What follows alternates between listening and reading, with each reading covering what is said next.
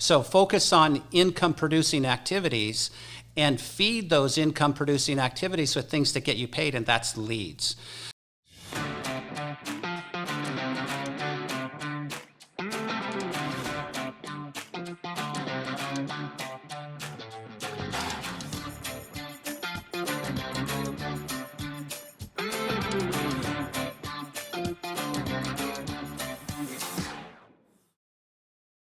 Hi everybody, this is Brad Allan with Family First Life Emerald City, and today what I'd like to talk to you about is leads.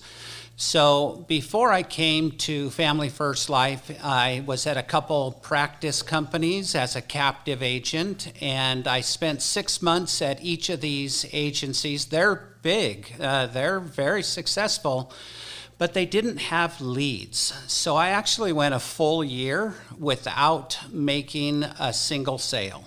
I didn't sit with a family, I didn't place a policy, I didn't really help anybody. And I just thought that I was really bad at this until I came to Family First Life about 4 years ago, and I had never seen a lead before. And so I'd like to talk to you today about the power of a lead-based business model. And that's what we have here at Family First Life. So when I got here, my first question was, how many leads can I buy? And the response was kind of like, what do you mean? You can buy as many as you want. So I just went on a crusade, and I never met a lead I didn't like. I mean, I bought them all, new, old, inexpensive, expensive. And over the years, what I've learned is there's always going to be some piece of information on the lead that is helpful, whether it's a phone number, an address, an email, something. Fully processing a lead is your objective. So it starts with leads. And so what kind of leads should you buy? Well, when I started, I set out with a $500 a week lead budget. And so I bought the most affordable leads, and that's what I would recommend, because when you're just getting started, you know, everything's new, and you know, your confidence isn't really high. And so I would say at a minimum $500. And then I would buy all of the aged leads that you can get your hands on, whether you're doing virtual or in person.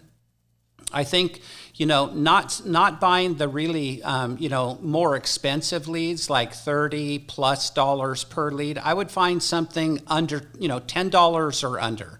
You might as well practice on the inexpensive leads. So that's what I did, is I bought a lot of leads. That's critical. So, you know, kind of they call it the first fruit. The first fruit from you, you know, getting some success needs to be money that you invest back into something that can make you money. So what leads would you buy? Well, anything you can get your hands on, but the inexpensive ones, I would say, you know, if you go into our CRM, and you look in the counties that you run, again, whether it's virtual or in person, an aged mortgage protection lead is no different than a fresh one. It's just a little older.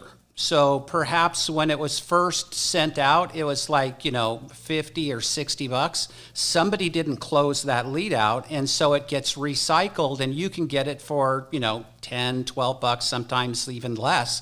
You might as well practice on that one. So I would definitely do mortgage protection leads that are aged.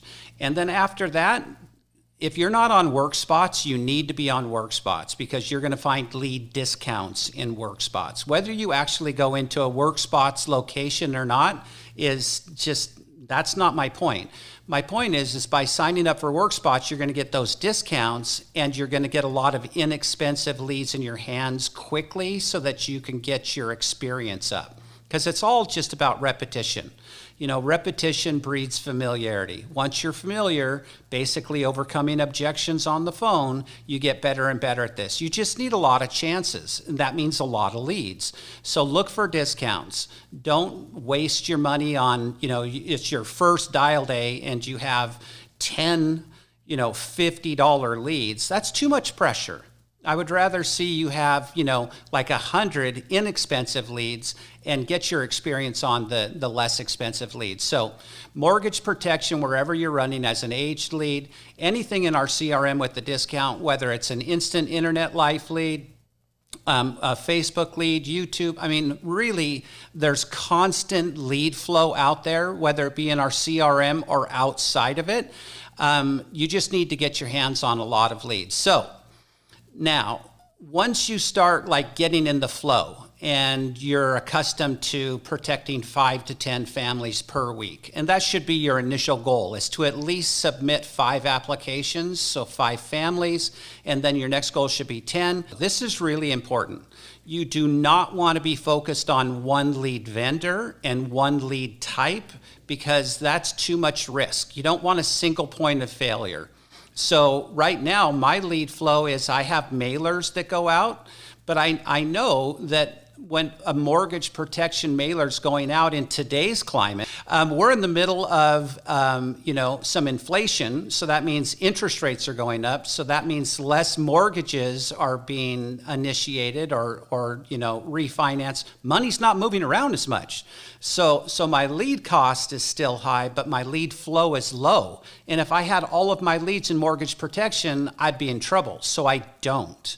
I diversify. I diversify both the lead company and the lead type. So I'm getting mortgage protection, and at this point I've worked my way up to the point where I'm getting fresh mortgage protection, but I started with the aged, and now I'm also getting final expense leads, I'm getting Medicare leads, and I'm getting annuity leads. So, it's kind of like if this one's starting to dry up, that's okay. I'm replacing my lead flow and the volume, because you just need a lot of leads so that you can sit in front of enough people. Really, no matter how you slice it, I'm not letting go of my mortgage protection, but I know I'm not getting enough appointments sitting with enough people with just the mortgage protection, so I'm hedging my bets with the final expense and the Medicare and the annuity leads. And so I'm still making my numbers, and maybe my lead cost is going up a little bit right now, which does impact my ROI. But remember, ROI, return on investment, the first letter is return, but don't forget about the last letter, the I. You have to invest. So when you invest in yourself, in your business, and once you get paid, you reinvest or you won't see the return. I really hope that helps. I'll see you this time next week. Thank you.